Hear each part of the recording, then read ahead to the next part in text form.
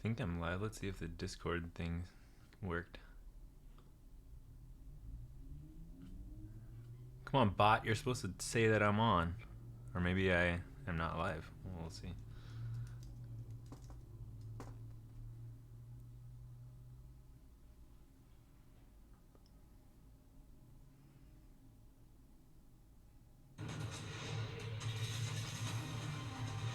Whoa, chill out, bro.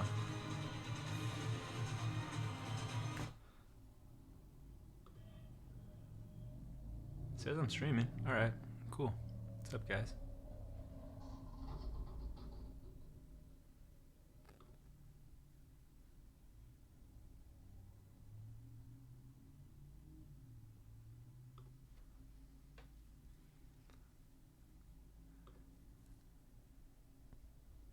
Alright, there we go.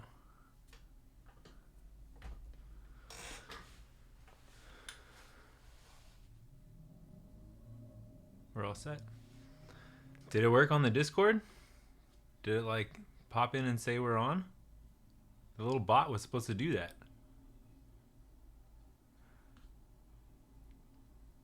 Man, what did I pay you $9 for, bot? Oh well. Okay guys, what's up? So we are here today. We're gonna do more of our SB low project, and we're getting to the fun parts. So we spent the last couple of times doing prep work and prepping the pattern and cutting stuff and things like that, but now we actually get to sew some things and start making it look like a shoe, which is real exciting. No Discord. Oh yeah, what's up, Mammoth? Yeah, I'll figure the bot out. I'm sure I just set it up wrong or something like that. But we'll get it worked out. Okay, so let's switch to the top view, and we'll go ahead and start here. So, as you can see, we've got our whole pattern here kind of laid out, sprawled out really. I went through and I finished all of the edge dressing that we did last week on the rest of the pieces. So more or less anywhere where you're gonna have open edges, so the inside of the mud guard, the ends of the eyelets on the quarter panels, all of the eyelets, the bottom of the heel tab, these lower eyelets, etc. So all of those got edge dressing. The next thing we're gonna need to do is skiving.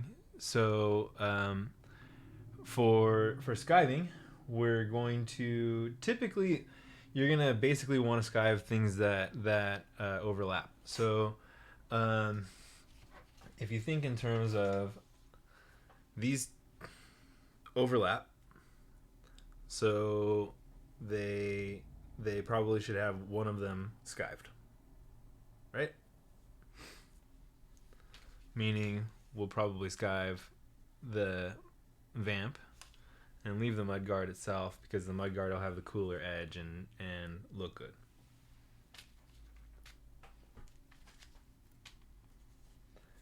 Remember, do your absolute best not to get these things all mixed up, because if you do, your stuff is going to get real wonky, and that's not fun.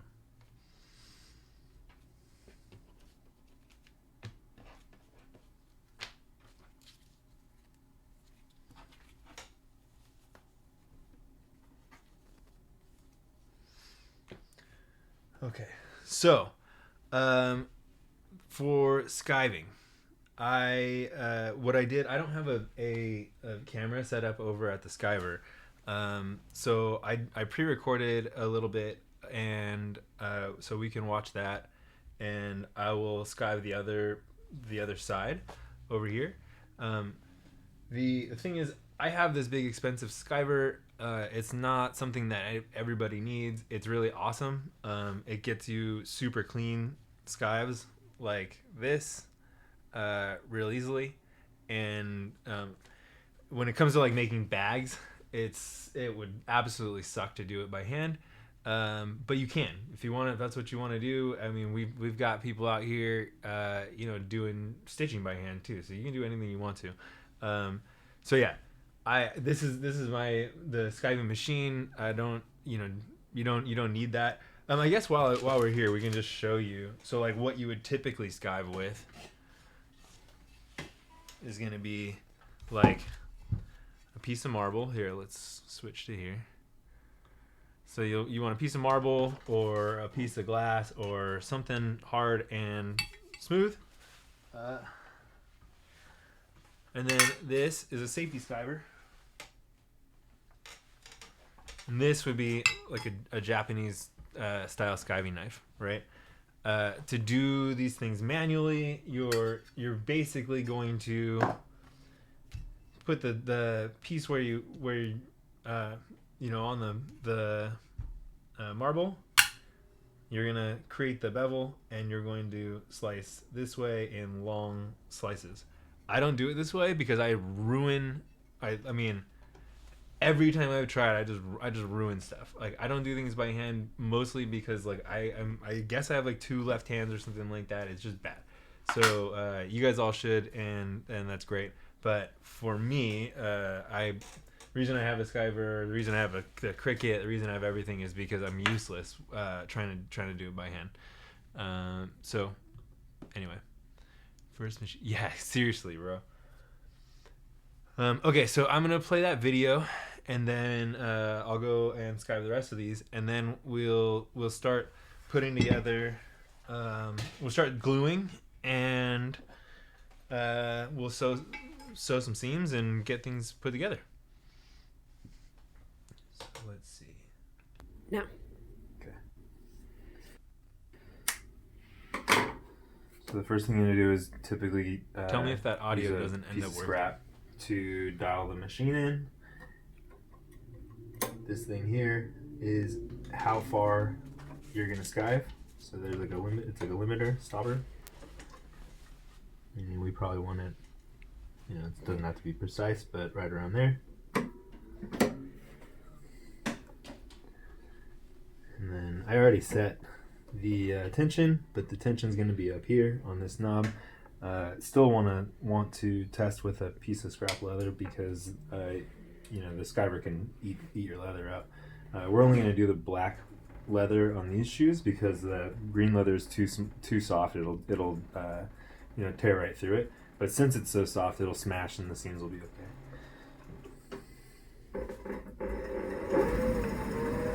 Oh, fuck.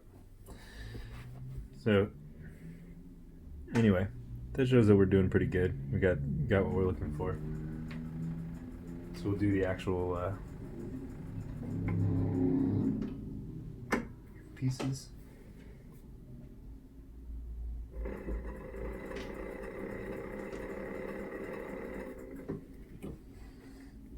And they end up looking real clean like that.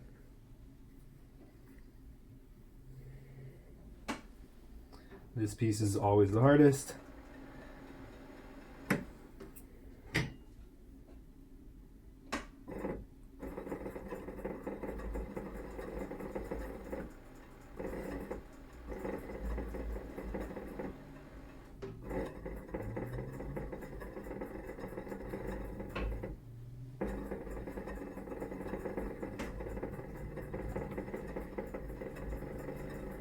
But just like with your sewing machine, you can use your foot to go as slow as you want to.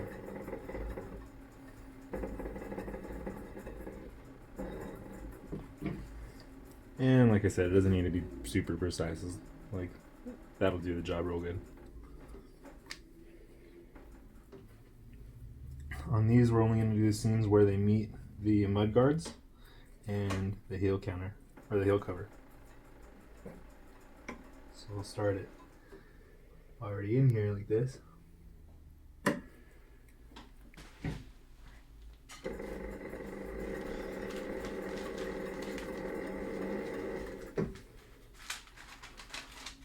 go a little skive like that.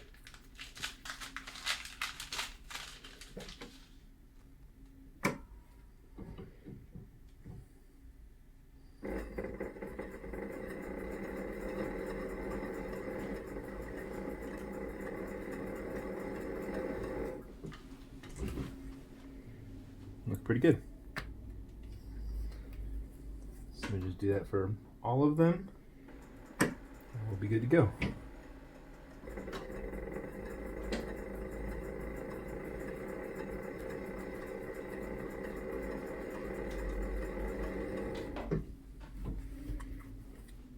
Solid.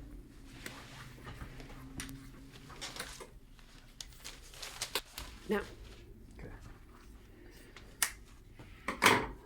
So the first thing I'm going to do is typically use a piece of scrap to dial the machine in. This thing here is how far you're going to skive. So there's like a limit. It's like a limiter, stopper. And we probably want it, you know, it doesn't have to be precise, but right around there. And then I already set the tension, but the tension is going to be up here on this knob. Still want to test with a piece of scrap leather because okay. I'm back. The skiver. Done. Thanks, guys.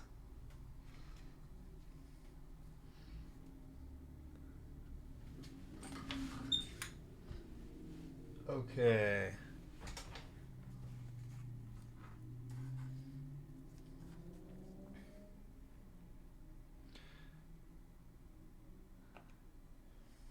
Back to where we were.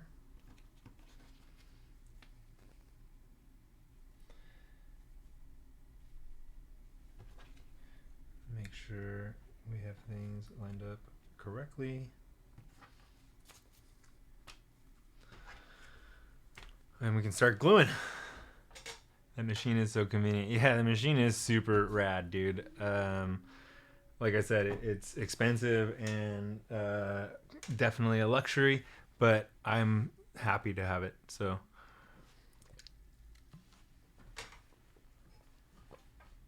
okay, where were we? All right, we are going to glue.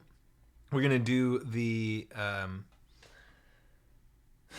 quarter panels to the heel cover first. So let's get ourselves a piece of paper off our roll over here.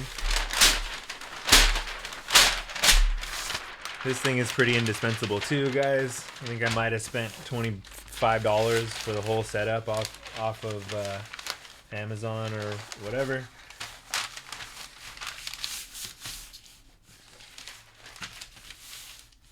And then it just keeps your cutting surface clean to glue. These bottles are important too. I think we went over it last time, but the Renia Aquilum GL is the good stuff.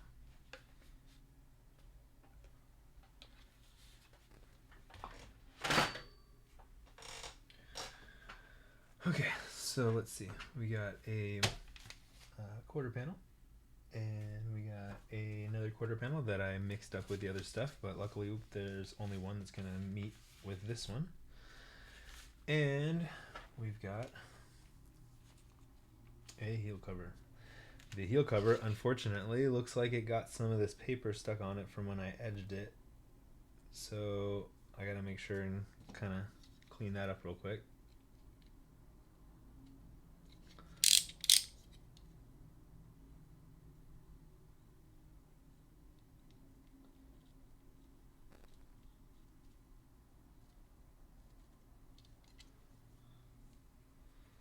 Oops. And just when I was talking about how great and convenient this paper roll is.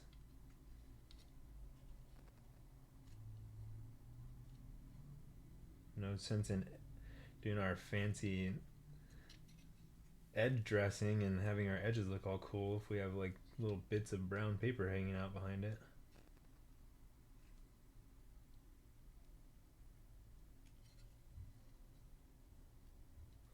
Okay.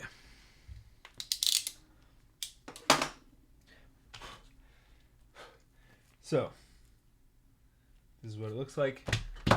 We are going to grab the pattern pieces from up here. Let's stick these somewhere.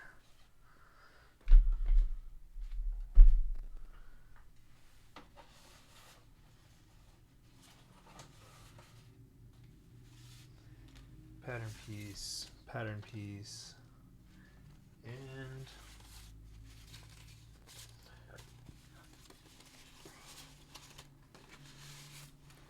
pattern piece. The reason we're doing that is so we can mark these. We talked earlier today about on the Discord about heat pens versus silver pens. Some people really like the silver pens. I don't really like silver pens because I typically use this softer chrome tan leather, and a lot of times when you use a silver pen or generally when you use a silver pen, you got to use a crepe like this to get it off, and like especially with this specifically this olive leather, if you rub that stuff even at all, that whole top layer of it comes off just because it's a really soft leather. So I prefer using the heat pens, and I buy them in bulk you can buy them in bulk off of actually Amazon is kind of terrible to buy them in bulk from, but eBay you can get them like 100 of them for $20 or something like that. You don't need an actual encasement either, so you can just use these, and then I'll show you why that's actually awesome in a second when we get to marking our seams. So first thing we're gonna do,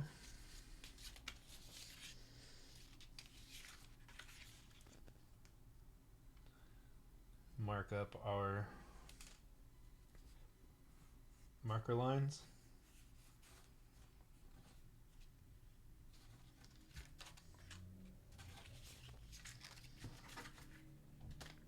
You can get heat pens that are white or red or black, but honestly, I find that these blue ones typically show up fine on black.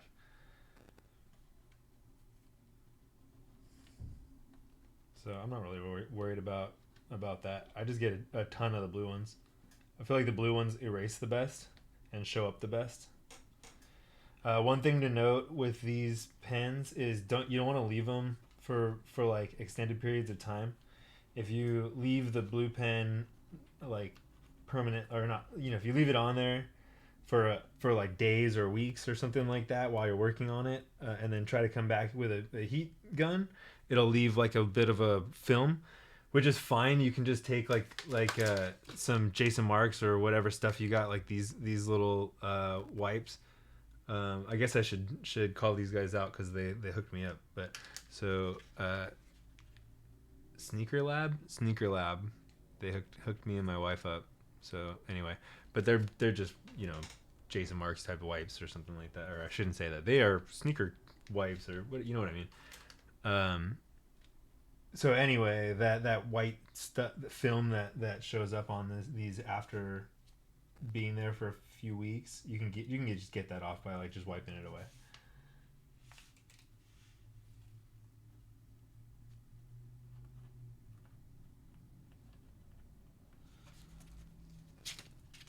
So let's see. You probably can't see that on that camera. Let's see if you can see it on this camera.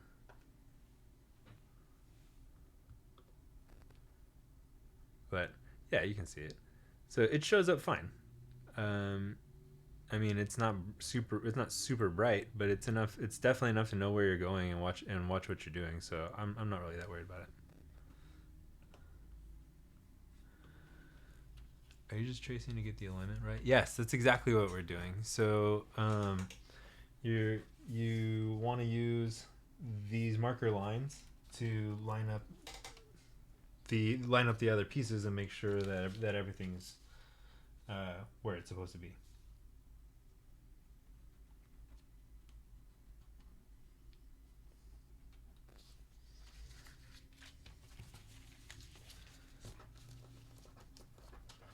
So in this case, I only really need to do these right now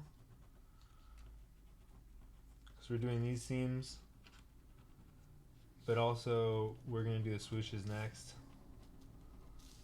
and then probably the safety stitches. So we'll just do all of it.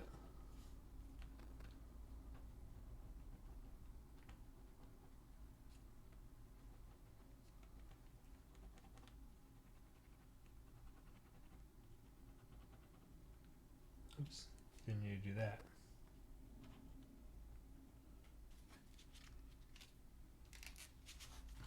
And give this one more.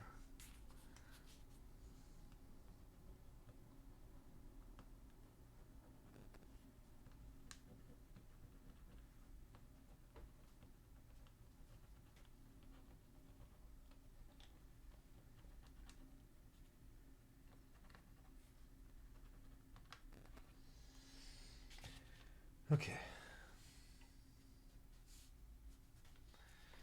So yeah, that was the answer to that question is yes, we are doing that specifically for that reason, to make sure we're aligning it correctly.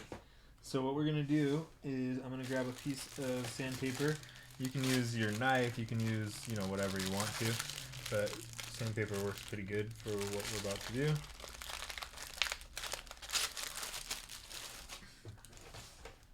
You're gonna want to scuff the part that you're gonna be gluing a little bit so the glue sticks. Doesn't have to be a lot, but you just don't want to have, some of these leathers are going to have like a polyurethane coating, or they're going to have like a gloss to them or something like that. So this one will probably be fine, but we, just in case, are going to scuff it a little bit, only behind that line that we just drew. And then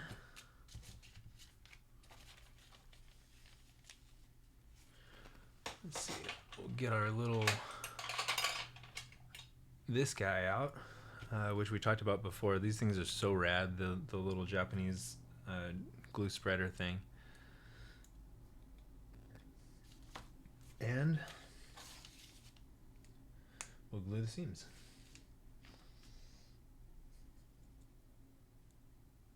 Oh, way too much. Come on, bro.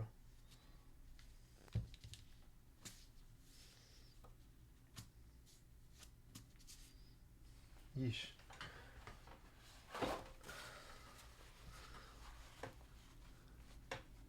Tools overview video, please. George, you're a tool.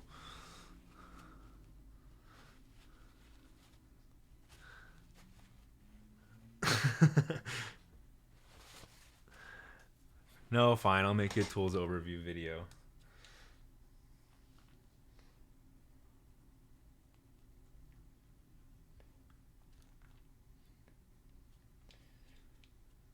So this stuff, just a little bit. I did a tools overview post on Instagram. That was only the big tools, I guess.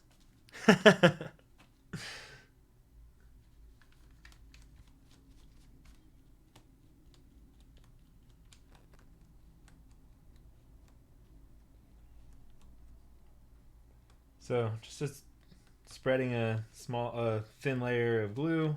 You don't really need a ton. All we're really doing with the glue is using it the way you would the way you would use like pins in home sewing if you were doing something like that. This thing is amazing for roughing. Send that link in the Discord so we can all see it.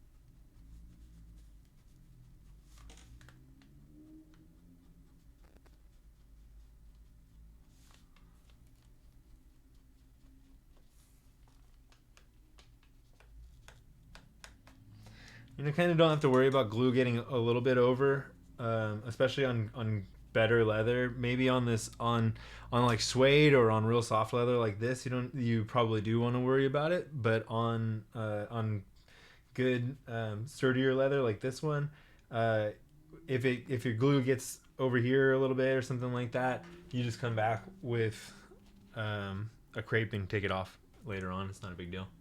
If you get it on your suede, it's there forever.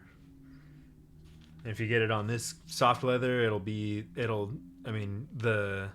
crepe will take off the leather with it, just like it would if the silver pen. So we give this a few seconds, and Or you know what we can do is thread the machine while this dries. So let's see, what did I have that set to? This one?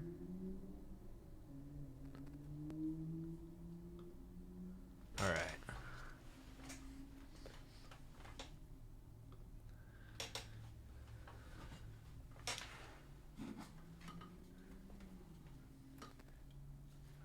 Okay, so we're gonna use this olive green thread first. Let me find my headlamp. I'm gonna show you guys another trick of the trade. These things, like the headlamp that I use for climbing, also works real good for this. A lot of times, typically, you'll see these sewing machine lights out here on the front because you're gonna get a better, view that way. But that kind of gets in my way, and I don't like it in my face that way. So I have mine mounted back here, so it's like out of the way, and it lights from the back. Oh shit!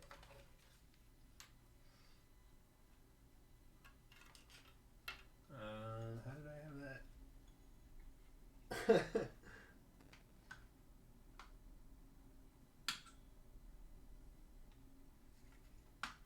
There we go. Better? Yeesh. Oh, do I not even have that thing showing yet?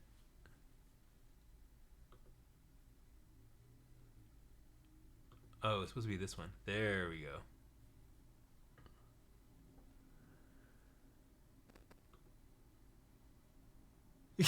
Yeah, camera down. But it's fixed. Everything's good. Okay, so headlamp from the front and machine lamp from the back. So we're gonna cut this green off. I was using that green for the upholstery and the inside of the coronavirus box. I'm kind of stoked that that thing is done. We've got the drop is all working out, so we got to do all the promo art and the photo shoot this weekend. So hopefully that'll be ready to go. But the website's is on its way. Mackie is over there in the North Pole getting it handled for us, so that'll be ready to rock for the drop. We'll be ready to rock for the soles that I know nothing about. I mean my recon service, decon service. That's what we're calling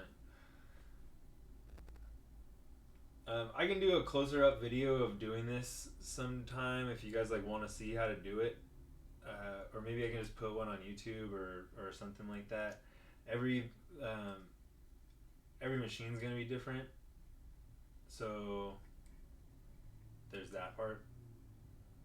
But more or less, they all work the same. You go through these little guys. They do their thing.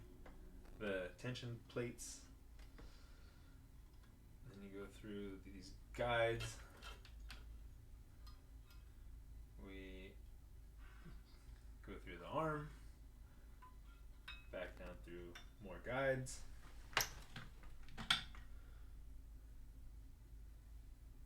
Through the last guide that you don't want to forget. And through the needle.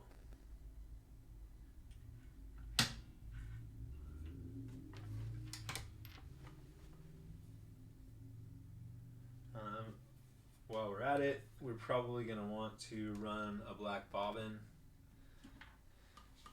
because this is going to be a black shoe. Well, darker shoe. So, most of the time the bobbin thread's not going to show or anything, but at the same time, sometimes it'll peek through a little bit, or if your tension's wrong, and sometimes there's certain parts of the inside of the shoe where you might be able to see some of it or something like that. So having stark white bobbin thread is on a dark shoe is kind of a bummer. You don't really want to do Now that I realize I just did this out of order because I got to take the thread out of the needle to run a bobbin.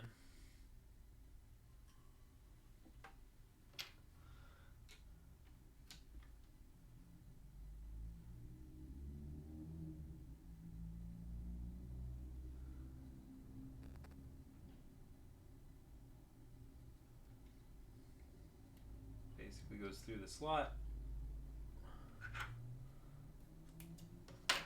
Flip the switch. Pull your thread out so it doesn't get all tangled, and then just slam on it. Let's see.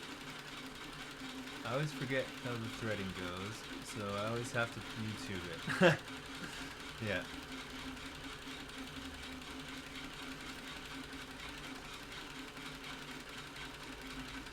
Like a website Santa? Oh, Mackie? No, he's more like a website Willie from The Simpsons. You've been on the water cooler with him. He's a cool Willie with cool shoes and stuff. Still Willie.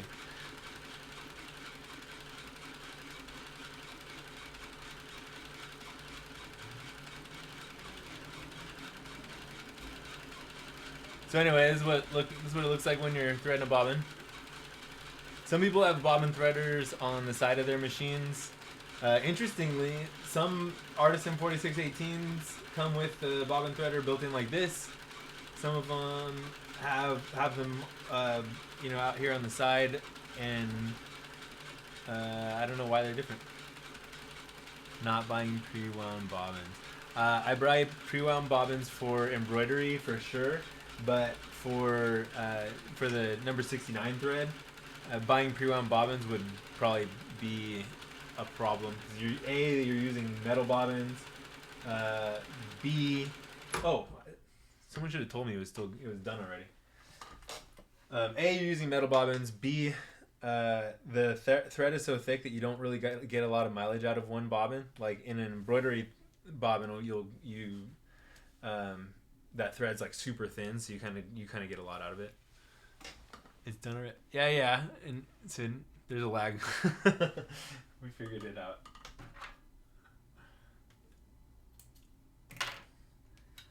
All right, so we can load this bobbin.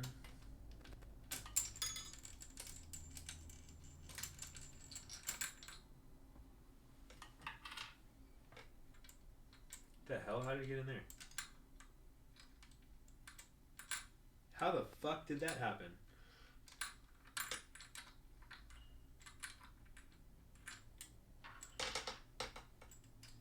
There it goes.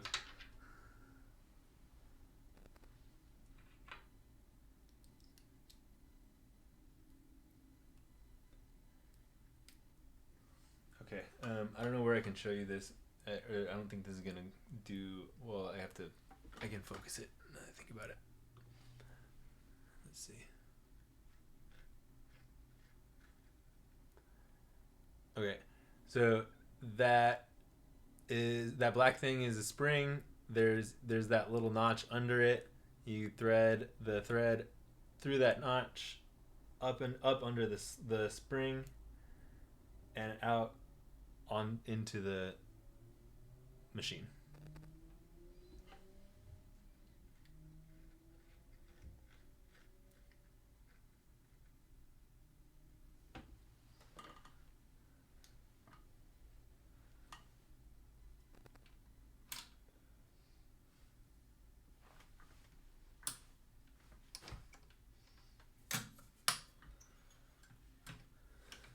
Then we're gonna load this back up and use the needle to pull the bobbin up. I think a lot of people watching this kind of know how to do this part already, but it's cool.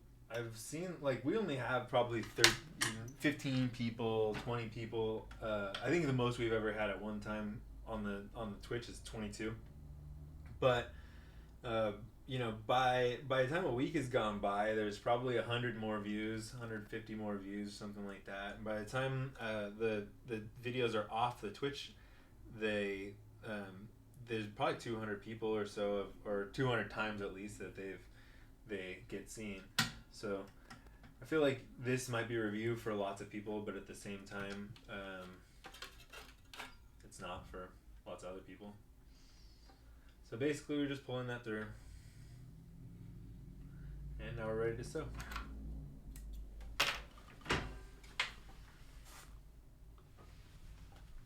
Any damage done to fingers working on shoes yet?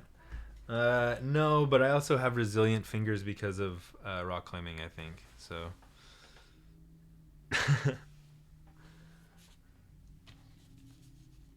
Maybe. No, I did damage my finger like right before my shoe surgeon class, but that's like that's different. I like smashed it with a dumbbell and had this big old like blood blister on it, and I was really worried that I wasn't gonna be able to use my hands in the class. Okay, so we have dried glue, and all this stuff takes is a little bit of pressure. So you just want to line everything up pretty good. It'll reposition if you need it to, so that's also a plus. So you're just gonna find the lines that you made, which are following, you know, what Mark built in his pattern. They're probably going to be a little bit three-dimensional, so it's following the lines is more important than making it. Oh, you know what? Actually, his are flat. Never mind. So here we go.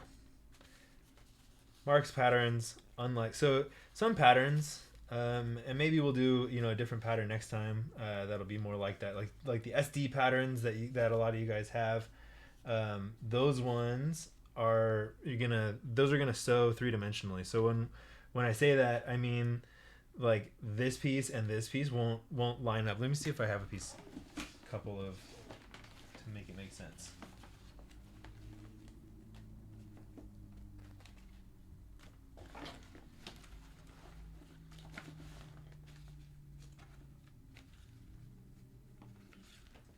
Okay, so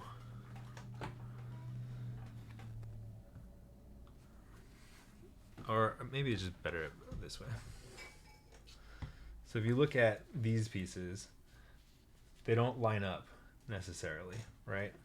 Like you wouldn't be able to, you wouldn't want to sew them this way because they're like this piece is sort of angled a little further than this piece, and so anyway, when you get around and you see there's a slit here, when you get around and you close that slit, and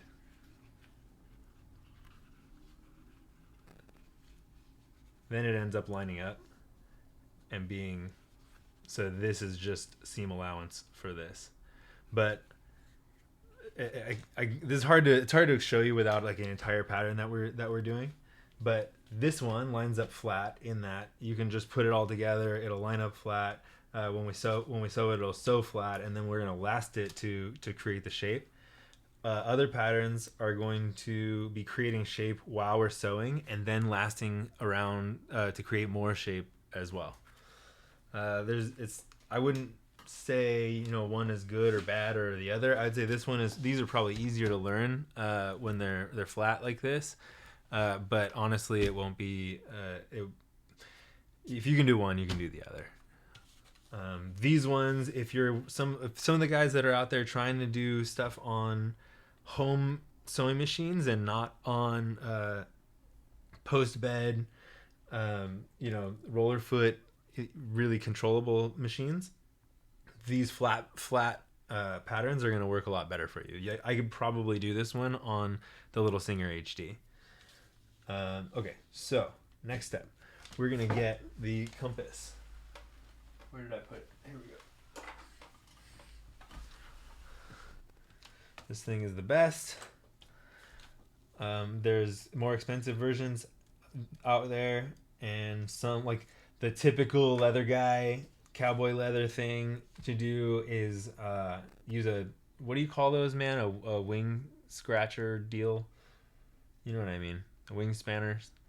Anyway, uh, typical cowboy leather guy is gonna use those things. Yeah, sure, man. A harpoon. Wing divider. Yeah, yeah, yeah. The problem with those is, again, we use softish leather, so soft leather you can't really scratch it. Like it, scratching doesn't work. It like dimples it. It like ripples. Whereas like on veg tan leather, you can scratch it like this, and it'll like it'll show the scratch. On this kind of leather, if you do that, it'll like sort of rip it instead of scratch it. So the I typically just use the heat pen or the silver pen in more or less a like elementary school compass that you'd use for drawing circles. And what we do is we just close up the gap to about where we want our line to be, and we use it as a gauge for the depth.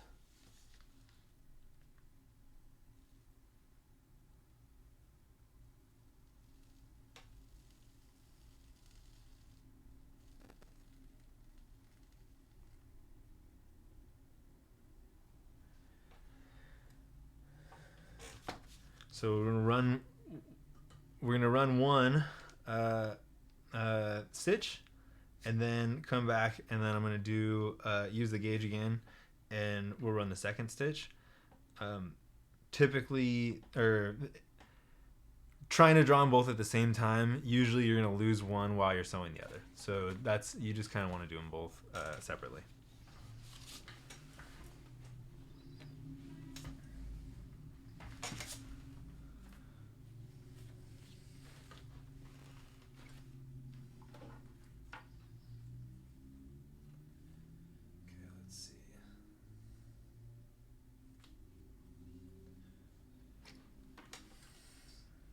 Typically you're going to want to stay on the inside of the top piece of that you're sewing.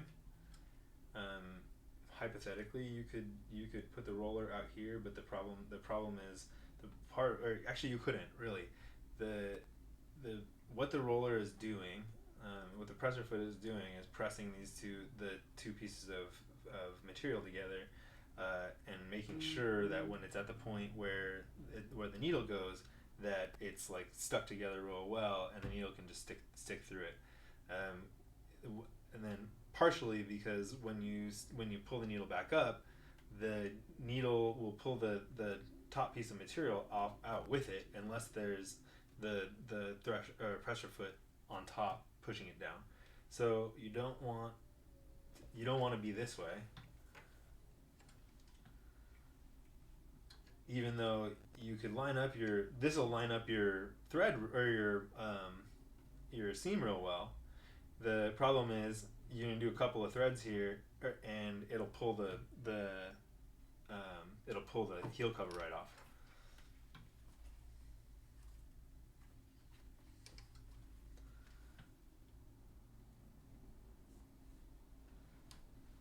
Some people don't stitch under the lasting line. I don't know why. So, someone wants to explain to me why, that's cool, and maybe I will stop, but I don't see any reason not to. First thing you do is by hand, I sink a lock stitch, which is going to be like 2 forward stitches, and then back it up.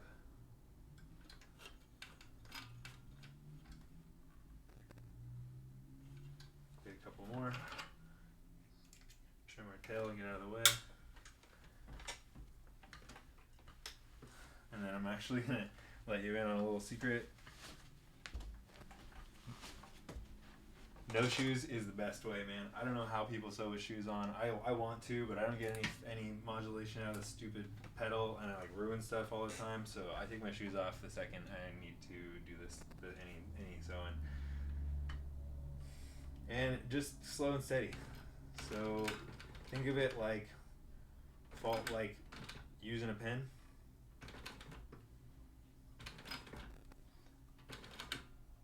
Oh, we got something stuck.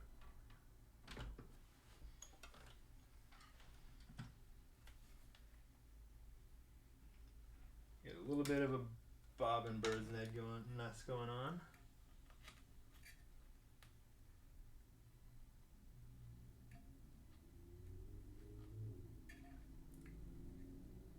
Gross. You know what? I'm gonna pull that out and we're gonna take a look at it.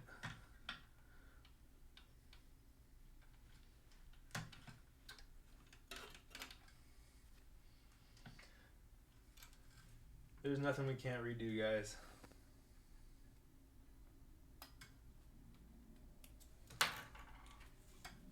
We definitely don't want our stitches looking like that in the back though. That's no good.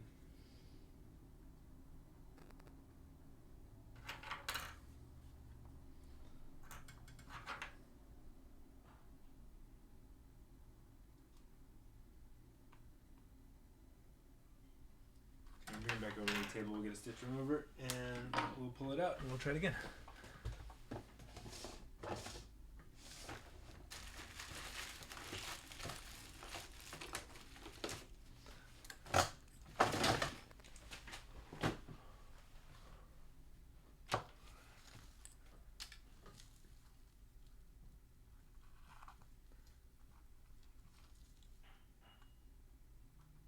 Yeah, that was a mess.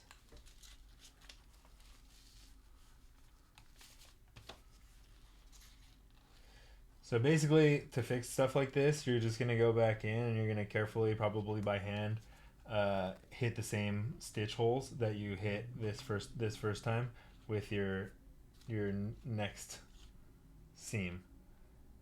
Sucks, but it's not the end of the world. And then now that we know something went weird happened, we probably will do what we should have done a second ago and run a test piece through the frickin' machine. I was just being lazy, or not lazy, trying to go fast because we got a bunch of people here watching, stuff like that.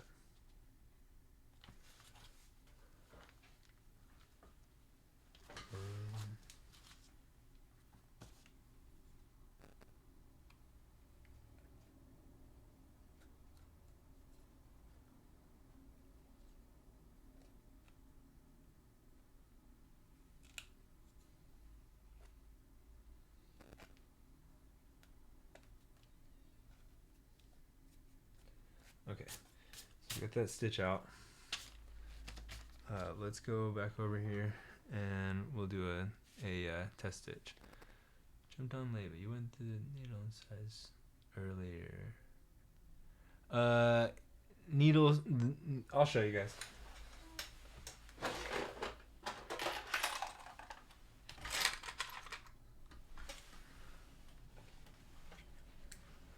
Needles.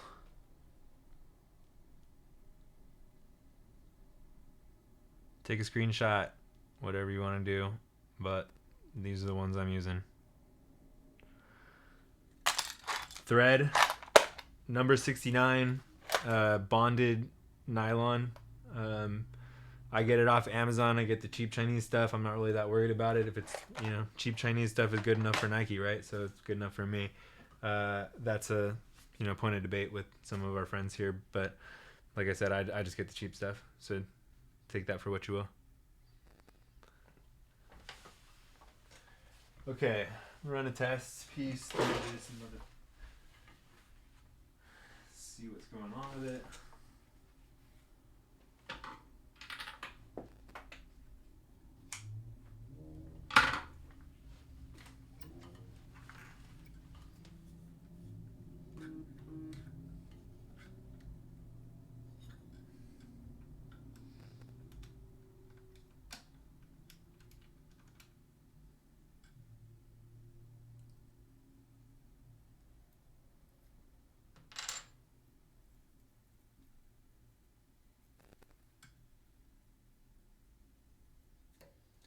Maybe the bobbin got wound weird.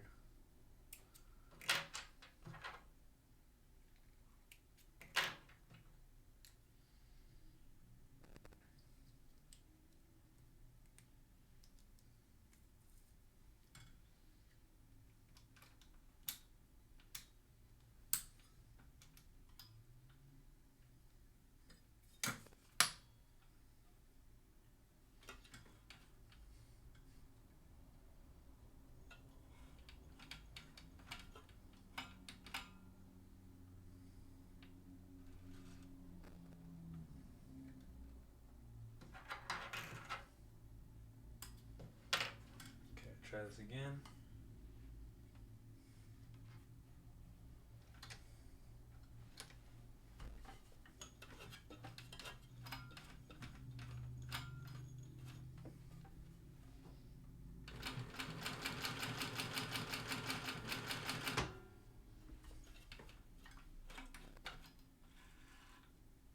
Seems like it's good. Okay, let's give the piece another shot.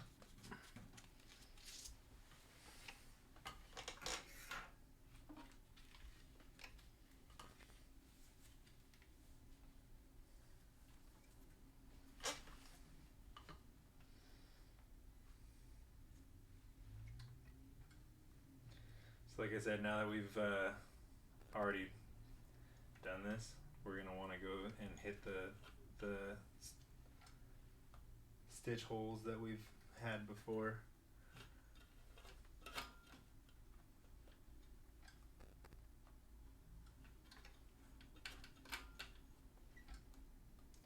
This is kind of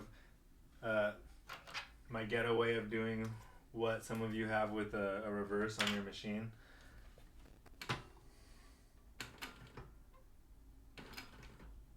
It's just picking the presser foot up and moving the thing.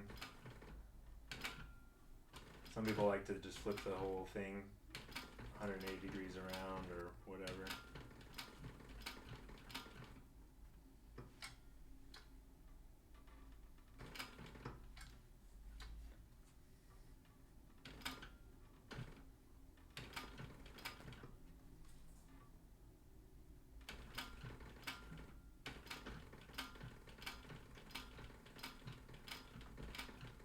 How crazy is it watching those guys in those videos in the factories making those chunky donkeys going like mega fast? Like we're sitting here going like stitch by stitch because I'm paranoid, and they're like just banging it.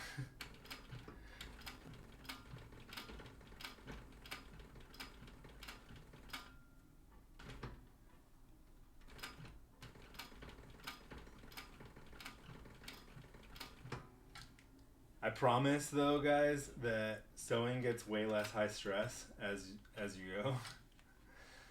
In the very beginning, it's like this like spooky, oh no, I'm gonna ruin everything. But eventually, your foot can feather the pedal real well. Sometimes you just know when you're gonna stop and use the hand wheel a little bit. But it ends up just not being that big of a deal. In the same way that like using a pen, I always say using a pen is a good example. I hope you guys can hear me because I'm way across the room over here. But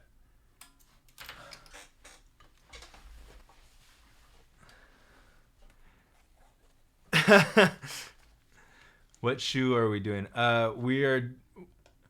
Yeah, I do need to get a lav mic, man. I only have this SM 77. Is that what you call these things? Oh, SM 7B. The one that they did Thriller on. But yeah, I need to get a lav mic or a shotgun mic or something else set up. But we'll see. Where was I at? Oh.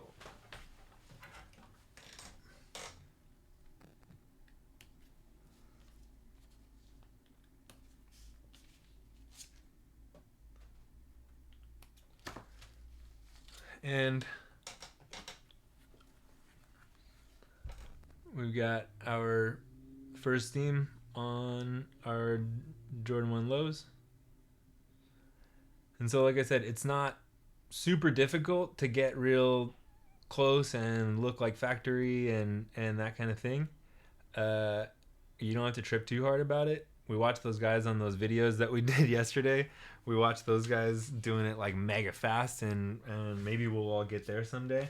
But the way I do it is just slow and steady. And like I said, using these the calipers or the compass or whatever you want to call it. And then you're going to make the next one.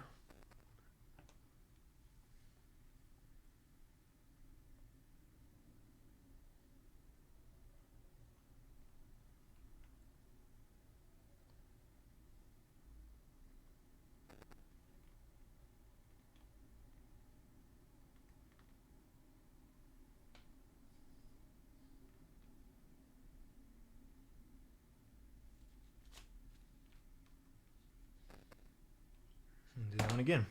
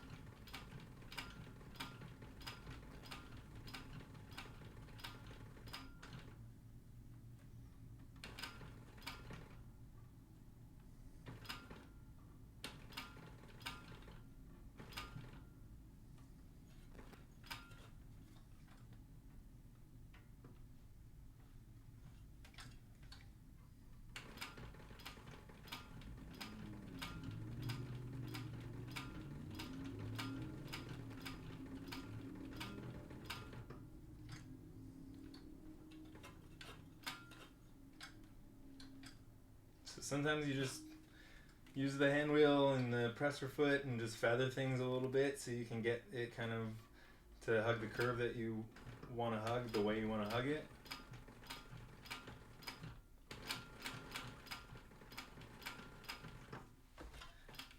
And it should be good.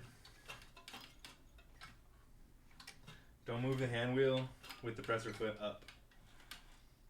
Basically, it's like a clutch and a gas pedal. You only use one at a time.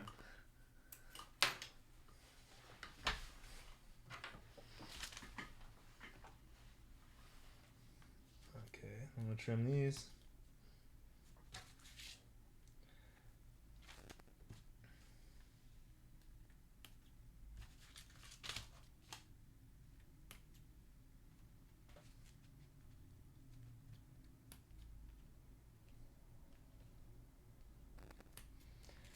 And we're good to go.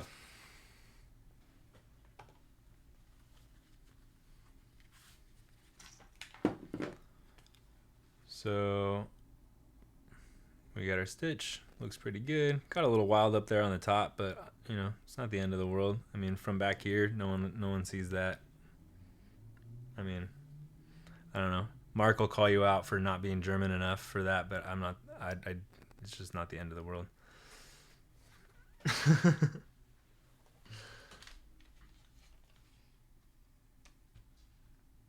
Like, that's the difference though, right? I mean, we can look real close. Let's look real close.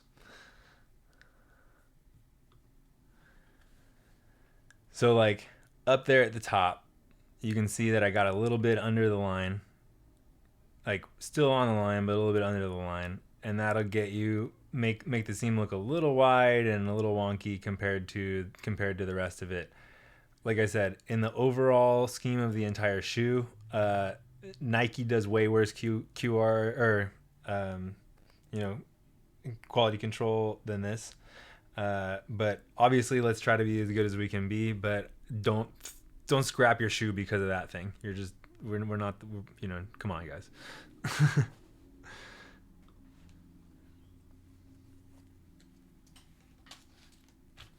Okay, so what do we got? 9 o'clock. All right, I'd love to sit and do more of this, guys, with you guys today. But I gotta cut this one on time because I've got an important thing I've got working on for work tomorrow that I'll probably be up all night working on. And yes, maybe a drink or a drink, as most of you know. Let's see. Yo, thanks for the stream. It's hard to find info on making sneakers. Yeah, man. Like I want to be that guy who's helping people get the information so they can make cool shoes. Like, this isn't a business for me. I'm not trying to open a school or anything like that. And I think it's cool that all the guys that are doing that, and I think it's worth going to one of those schools if you have that opportunity. But I don't like that it's the only way in. And I think the point of entry is just way too high for making shoes. So, we're trying to start this Discord and be a little bit of the Robin Hood of making shoes and bring it to everybody. And so far it seems like it's working out pretty good. We've got 100 people in the Discord. Everybody's making stuff. Can I do double needles? I don't have a double needle machine. I don't think. I mean, yeah, you can, dude. But like, I mean, most of the people I know don't use one. Some people do. Most people I know use a single needle machine and are just precise. All right, guys. So I'm gonna go work on that project, and I will see you all soon. I think we're gonna add another day to the Twitch. I think it moves a little slow. This was cool today. We actually got a lot of work done, but obviously it's just a slow paced thing that we're doing here.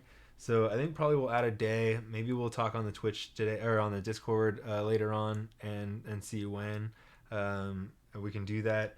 And we'll probably this next one we'll go earlier so the East Coast guys can get on, because I know that a lot of the East Coast guys are having a hard time getting on live. So we'll get there. Okay, guys. See y'all soon. Have fun. Make shoes. Send pics. How do I turn the picker? Oh, there we go.